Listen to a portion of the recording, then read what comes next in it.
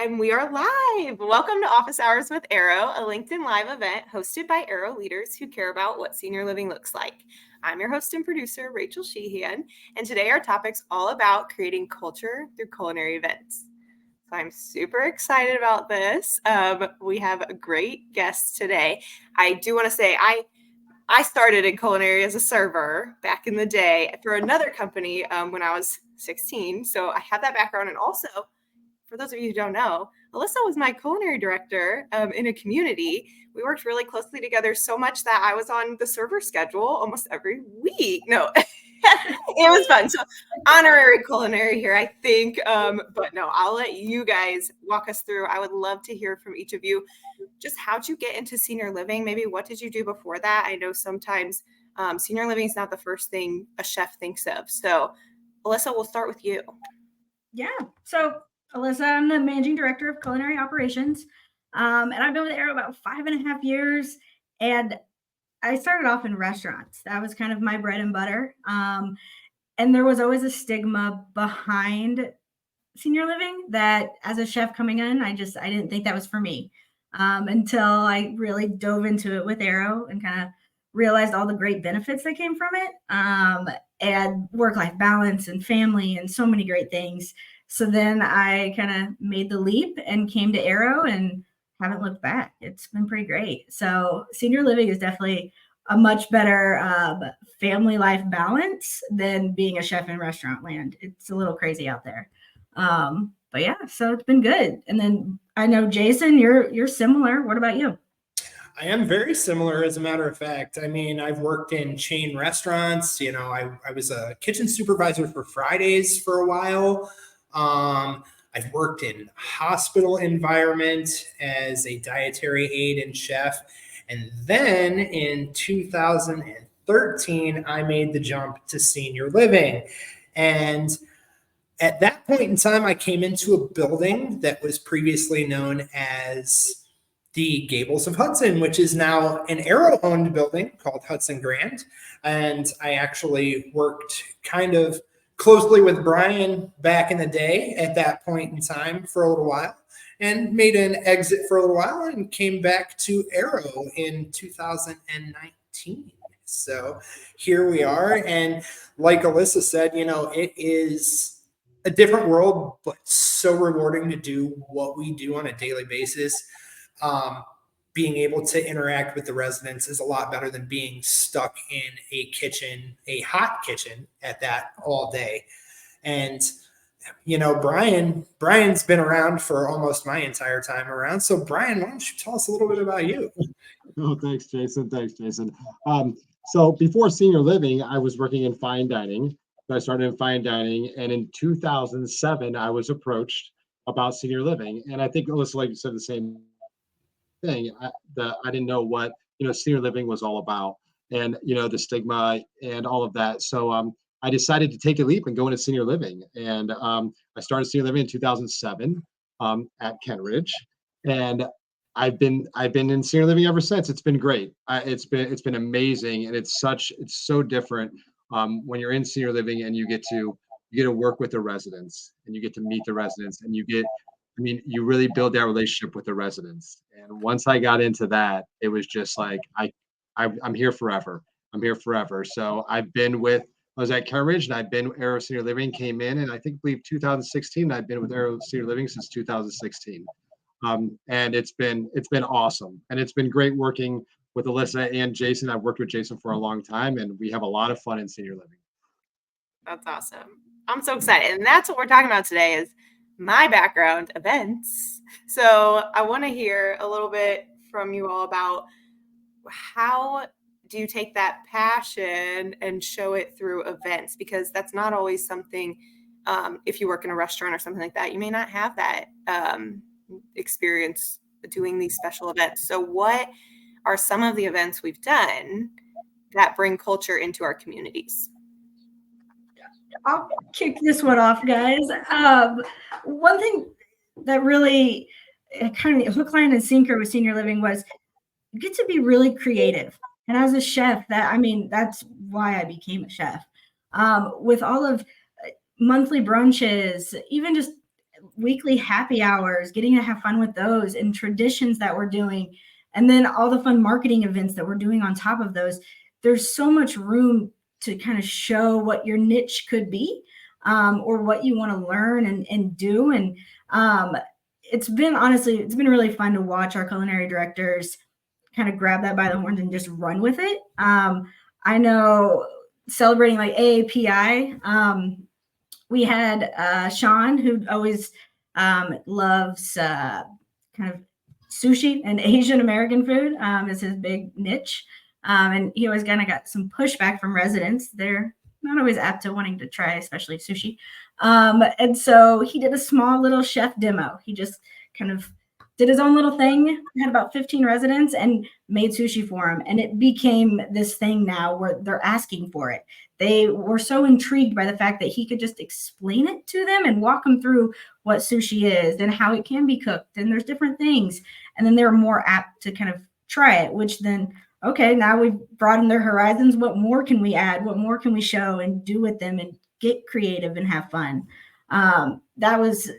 It's always interesting to kind of watch the little things that we do to really spark some inspiration, I guess. But yeah, that was my fun one. I know that we've done a lot up in Ohio with the Vitalias and different things. And Jason, you've been a part of a lot of those. I mean, I have. I honestly, when I look back and think on things, I've probably done events at every single building in our Ohio market. So, I mean, as far as that goes, I mean, we take and we pull inspiration from everything. You know, the daily goings on, different traditions, different cultural traditions. You know, we take and we do farm to table things. You know, I've been able to have the pleasure of putting up farmers markets in 3 different communities of ours for our memory care residents to go pick vegetables and, you know, just kind of have that connection to, you know, the outside world that they don't get anymore, and to see the smiles on their faces, you know, because we're putting on these events. You know, we go back to talking about how, you know, we've been in past previous, you know, restaurant fields and things. Now we come into senior living, and yeah, we cook every day, but I think what we pull the most is our events. It's all about the events, I feel, because those are what we really take and elevate. You know, anybody can walk in the kitchen and make a grilled cheese sandwich for lunch, but what are we doing for this event? You know, Sunday brunches like you touched on and things of that nature. And, you know, Brian's been a part of many of these events too. Him and I have worked together on, you know, new buildings and reopenings of buildings and facelifts of buildings and putting on just tasting stations and things like that. So, I mean, we take these events and we just elevate them to the next level for everyone to enjoy and get that experience, you know?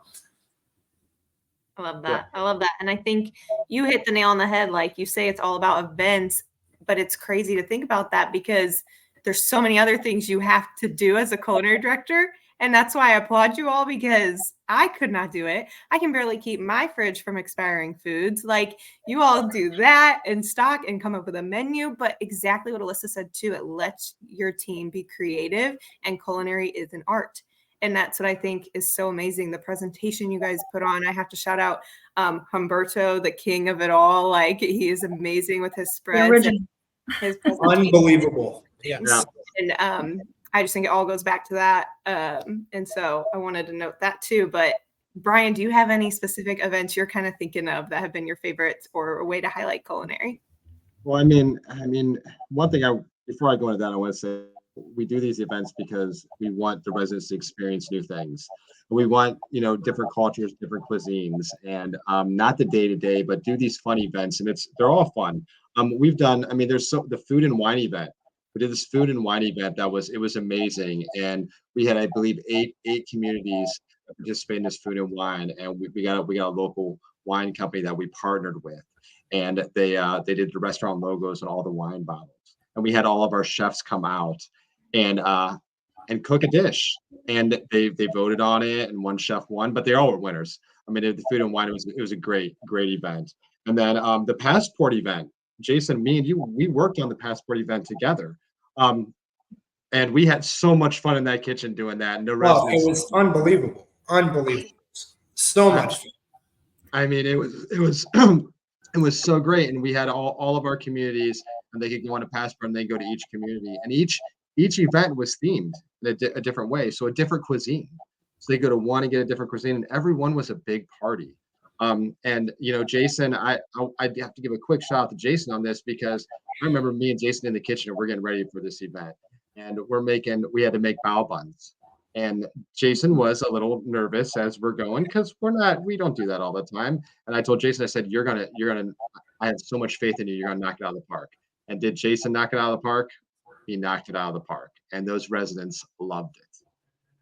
So I don't know if Jason, you want to go any more into that certain event, because it was such a fun event that we had. I mean, that whole event as a whole, I mean, from all the different communities that were involved, not just where you and I were, Brian, but like as a whole, getting to hear from the residents when they would come in from another community and see what they got to try there and how excited they were about trying what we had and excited for what they had already previously had. I mean, seeing, like Rachel said, it's art, from start to finish. I think, Alyssa, Brian, you can probably vouch for this. Like, in the beginning, on our blank canvas, we really have nothing. We have the start of an event that we may get a little bit stressed about, but we put our head down and we put our time into it. And then at the end, you look back at it and the pictures you've taken and the experiences you've made, and then you say, oh my gosh, look at what we just did. I never could have imagined that it was going to turn out that good. And I think the passport event was a perfect example of that. Days before, in preparation, my resident services director at the time, Justina, fantastic job hanging out with me nights before that, getting our little taiyaki fish cakes made. That you can only make 2 at a time on an open burner. I mean, so the multiple hours spent doing that, it's a labor of love. It really is, I will say, Jason, right, when you get to see the expressions on the residents' faces and the excitement when we do these events, that's what makes it all worth it, right? All that hard work, and you get to see that, and that just really what gets me, and it's right in my heart. Oh yeah, I agree. I will add, when we do those events and the fish cakes, I mean, that was something I had never heard of. And so now we're all learning new cooking techniques, and now our teams are getting excited. So it's not, sometimes working in restaurants and stuff can be stagnant. And so with us doing constant and fun events that are different, we're continuing to learn and bring our teams along with it. And so, I mean, that's a lot of fun for me to be able to keep learning different cultures, and because there's a million different ways to make something, and it's always impressive. And those fish cakes, I wish I could have tried one, honestly. I got to see all the pictures, and I know the many hours that it took to go into those. So yeah. And I also want to highlight, Jason, on you giving Justina that shout out, because I feel like I always tell resident services directors, the most important relationship you have in your community is with your culinary director. Alyssa can vouch for that. I would come to her daily. Hey, can we do this? And like, whatever idea I have, or whatever idea anybody in Arrow has, is never too big for you guys. Like, I feel like you just knock it out of the park and make it bigger. And so if you guys could see, I mean, these comments too on our LinkedIn, everyone is just like shouting you out, because it is true, like, go above and beyond.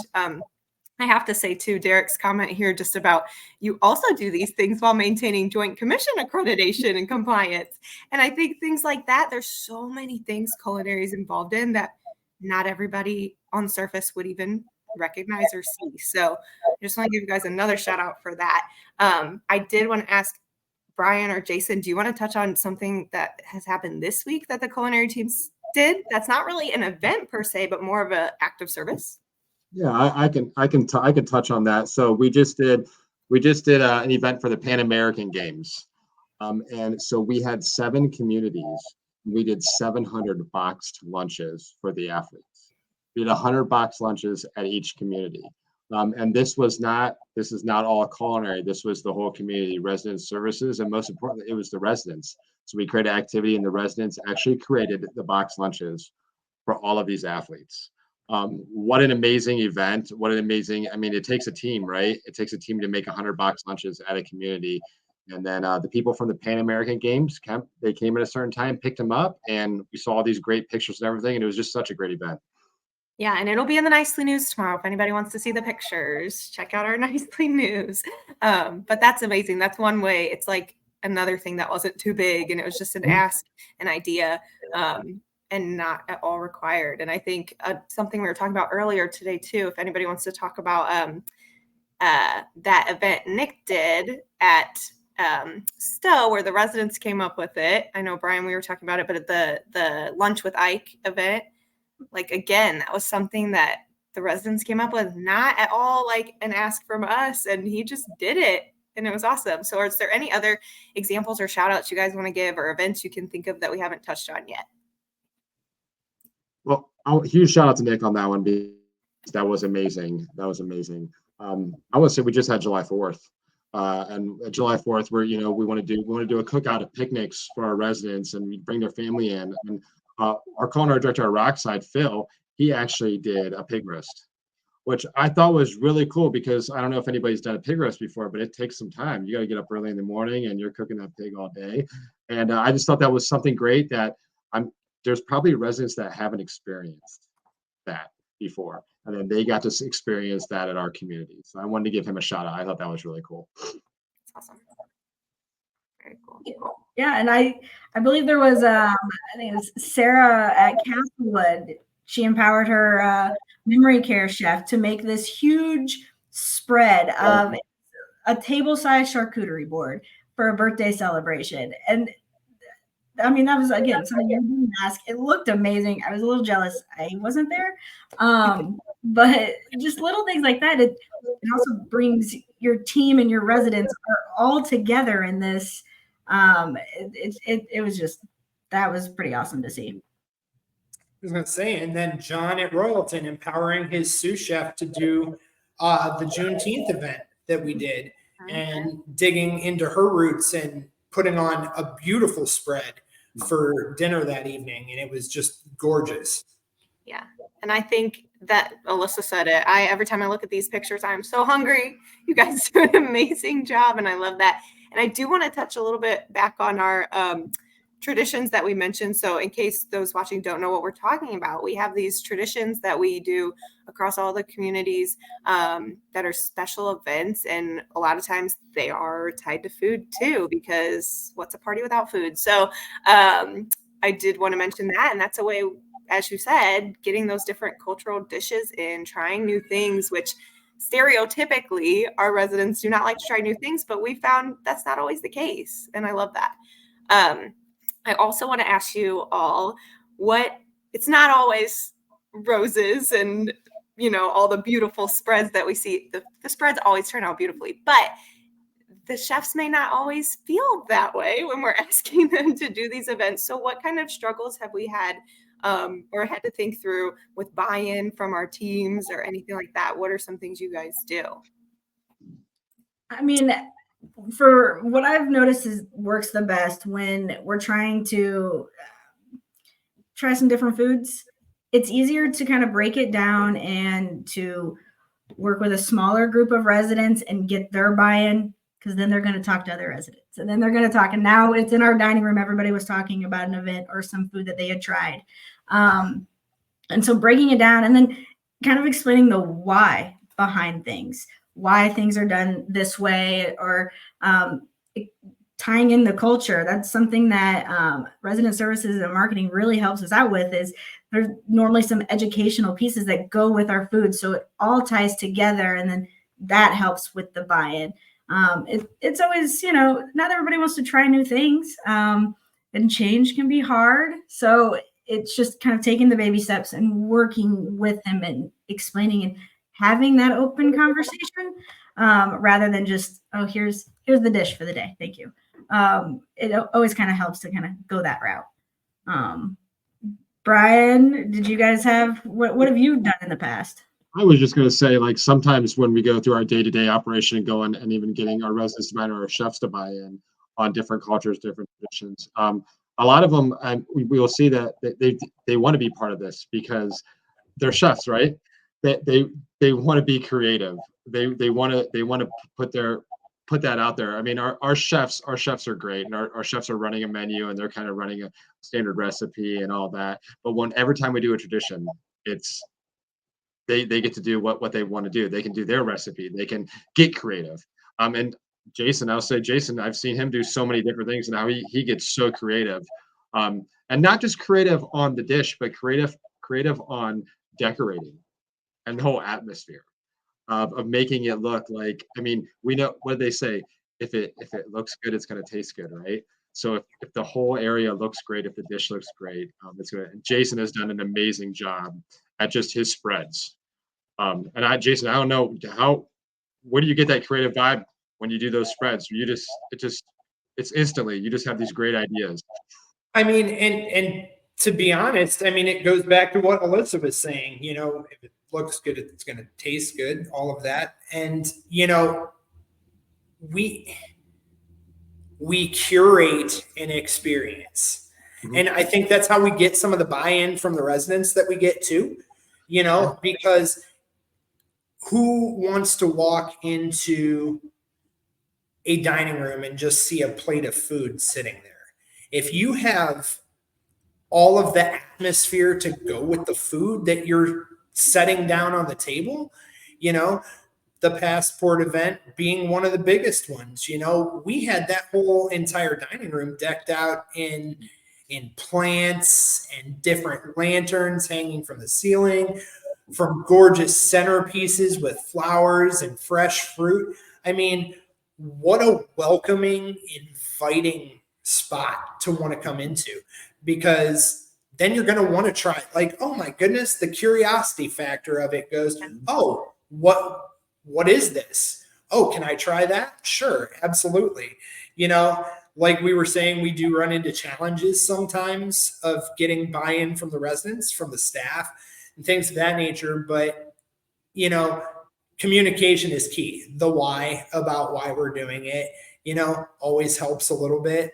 I know I've had residents in the past before pull me aside and be like, well, we don't like all of this fanciness. We don't like, you know, we just like home cooked meals. Like, give me a slab of pot roast. And, you know, there have been instances, and I'm sure, Brian, you've probably done the same, and Alyssa, you as well, like, where if we do an event like this, or we want to try something new for a tradition, you know, we'll make what we're making for that tradition, but there will be an outside option.